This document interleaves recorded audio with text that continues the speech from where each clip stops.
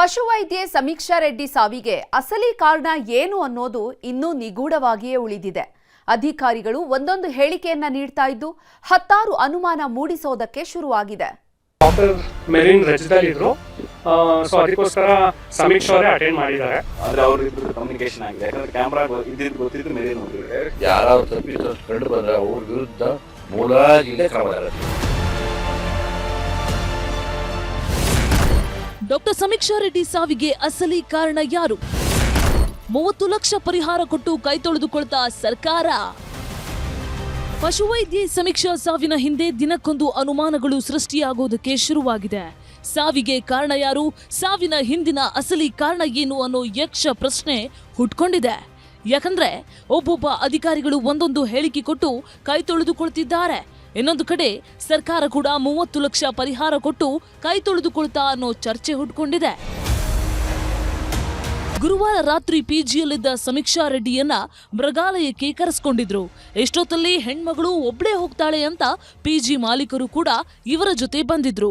ಆದ್ರೆ ಸಮೀಕ್ಷಾಗೆ ಅವತ್ತಿನ ರಾತ್ರಿ ಯಾರು ಕರೆಸ್ಕೊಂಡಿದ್ರು ಅನ್ನೋದೇ ಇನ್ನೂ ನಿಗೂಢವಾಗಿದೆ. ಮಹಿಳಾ ಸಿಬ್ಬಂದಿ ರಾತ್ರಿ ಪಾಳೆಯದಲ್ಲಿ ಕೆಲಸಕ್ಕೆ ಬರ್ತಾರೆ, ಕನಿಷ್ಠ ರಕ್ಷಣಾ ಸೌಲಭ್ಯಗಳನ್ನಾದ್ರೂ ನೀಡಬೇಕು.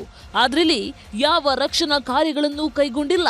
ಹೀಗಾಗಿ ಒಂದಿಷ್ಟು ಅನುಮಾನಗಳು ಮೂಡೋದಕ್ಕೆ ಶುರುವಾಗಿದೆ. ಅರಣ್ಯ ಸಚಿವರೇ, ಸಮೀಕ್ಷಾ ಸಾವಿಗೆ ಯಾರು ಹೊಣೆ? ಮೃಗಾಲಯದಲ್ಲಿ ಡಾಕ್ಟರ್ಗಳೇ ಇರ್ಲಿಲ್ವಾ? ನಿರಾನೆ ಚಿಕಿತ್ಸೆಗೆ ಇದ್ದ ಡಾಕ್ಟರ್ ಯಾರು? ನಿರಾನೆ ಬಳಿ ಹೋಗಲು ಸಮೀಕ್ಷಾಗೆ ಹೇಳಿದ್ಯಾರು?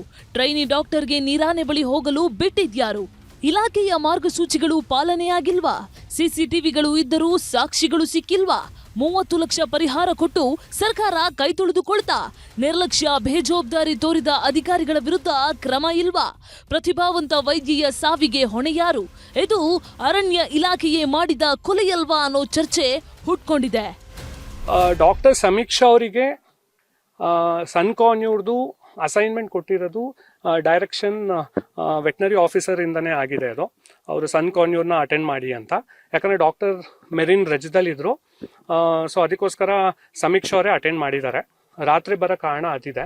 ನೈಟ್ ಲಾಸ್ಟ್ 11ಗೆ ಒಂದು ಕಾಲ್ ಬಂದಿದೆ.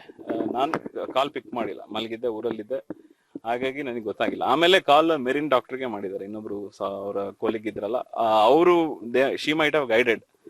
ಅದೆಲ್ಲಿದೆ ಕ್ಯಾಮ್ರಾ ಎಲ್ಲಿದೆ ಅದೆಲ್ಲ ಅವ್ರು ಗೈಡ್ ಮಾಡಿರ್ಬೇಕು, ನಾನಂತೂ ಮಾಡಿಲ್ಲ. ಸೊ ಅದು ನನ್ನ ಗಮನಕ್ಕೆ ಬಂದಿಲ್ಲ. ಅವರು ಒಳಗೆ ಹೋಗ್ತಾ ಇದಾರೆ, ಹತ್ರ ಹೋಗ್ತಾ ಇದಾರೆ, ಅದೆಲ್ಲ ನಮಗೂ ಗೊತ್ತಾಗಿಲ್ಲ. ಮೆರಿನ್ ಗೈಡ್ ಮಾಡಿರ್ಬಹುದು ಅಂತ. ಆದ್ರೆ ಅವ್ರದಿಬ್ರದ್ದು ಕಮ್ಯುನಿಕೇಶನ್ ಆಗಿದೆ, ಯಾಕಂದ್ರೆ ಕ್ಯಾಮ್ರಾ ಗೊತ್ತಿದ್ದು ಮೆರಿನ್ ಒಬ್ರಿಗೆ. ಪ್ರಕರಣ ದೊಡ್ಡದಾಗ್ತಾ ಇದ್ದ ಹಾಗೆ ರಾಜ್ಯ ಸರ್ಕಾರ ತನಿಖಾ ತಂಡವನ್ನ ರಚಿಸಿದೆ. ಅದು ಕೂಡ ಶಿವಮೊಗ್ಗ ಸಿಸಿಎಫ್ ನೇತೃತ್ವದಲ್ಲೇ. ಇದೇ ಈಗ ಹಲವರ ಆಕ್ರೋಶಕ್ಕೆ ಕಾರಣವಾಗಿದೆ. ಯಾಕಂದ್ರೆ ಶಿವಮೊಗ್ಗದವರೇ ಆದ ಸಿಸಿಎಫ್ ಅಧಿಕಾರಿಯನ್ನ ಪ್ರಕರಣದ ತನಿಖೆಗೆ ನೇಮಿಸಿರೋದ್ರಿಂದ ಸತ್ಯ ಮರೆಮಾಚುವ ಸಾಧ್ಯತೆ ಇದೆ ಅನ್ನೋ ಮಾತು ಕೇಳಿ ಬರ್ತಿವೆ. ಈ ಎಲ್ಲ ಬೆಳವಣಿಗೆ ಬೆನ್ನಲ್ಲೇ ಬನ್ನೇರುಘಟ್ಟದಲ್ಲಿರೋ ಆನೆಮರಿಗೆ ಡಾಕ್ಟರ್ ಸಮೀಕ್ಷಾ ಅಂತ ಹೆಸರಿಡೋದಕ್ಕೆ ಸರ್ಕಾರ ಮುಂದಾಗಿದೆ. ಸರ್ಕಾರ ಒಂದು ಸಮಿತಿನಿಗೆ ಆಲ್ರೆಡಿ ಫಾರೆಸ್ಟ್ ಇಲಾಖೆಯಿಂದ ವಹಿಸಿದೆ. ಅದ್ರ ವರದಿ 7 ದಿನದಲ್ಲಿ ಕೊಡಬೇಕು ಅಂತ ಮಿನಿಸ್ಟರ್ ಹೇಳಿದ್ದಾರೆ. ಇನ್ನು 7 ದಿನಗಳ ವರದಿ ಬರಬೇಕು ನಮಗೆ. ಅದಲ್ಲದೆ ಪೊಲೀಸರು ಅವ್ರದ್ದು ನಡೀತಾ ತನಿಖೆ. ಯಾವ ಥರ ಜೊತೆಲಿನಲ್ಲಿ ಎಲ್ಲಕ್ಕಿಂತ ಪ್ರಮುಖವಾದ ಒಂದು ಅಂಶ CC ಕ್ಯಾಮ್ರಾ. ಆ ವರದಿ ಕೊಡೋಕ್ಕಿಂತ ಮುಂಚೆ ಇದು ಪೂರ್ಣ ಆಗಬೇಕು. ಪೊಲೀಸ್ ಇಲಾಖೆ ತನಿಖೆ ಮತ್ತು CC ಕ್ಯಾಮ್ರಾದಲ್ಲಿ ಏನಿದೆ ಅದು ಎಲ್ಲ ಆಗಿ ಯಾರಾದ್ರೂ ತಪ್ಪಿಸ್ತಷ್ಟು ಕಂಡು ಬಂದ್ರೆ ಅವ್ರ ವಿರುದ್ಧ ಮುಲಾಜಿಲ್ಲದೆ ಕ್ರಮ ತಗೊಳ್ತೀವಿ. ಒಟ್ನಲ್ಲಿ ಹತ್ತಾರು ಕನಸು ಕಟ್ಕೊಂಡಿದ್ದ ಹೆಣ್ಮಗಳು ದುರಂತ ಅಂತ್ಯ ಕಂಡಿದ್ದಾಳೆ. ಇವಳ ಸಾವಿನ ಹಿಂದೆ ಯಾರದ್ದೇ ನಿರ್ಲಕ್ಷ್ಯವಿದ್ರೂ ತಕ್ಕ ಶಿಕ್ಷೆ ನೀಡೋ ಕೆಲಸ ಮಾಡಬೇಕಿದೆ. ವಿನಯ್ ಪುರದಾಳು, ನ್ಯೂಸ್ 18, ಶಿವಮೊಗ್ಗ.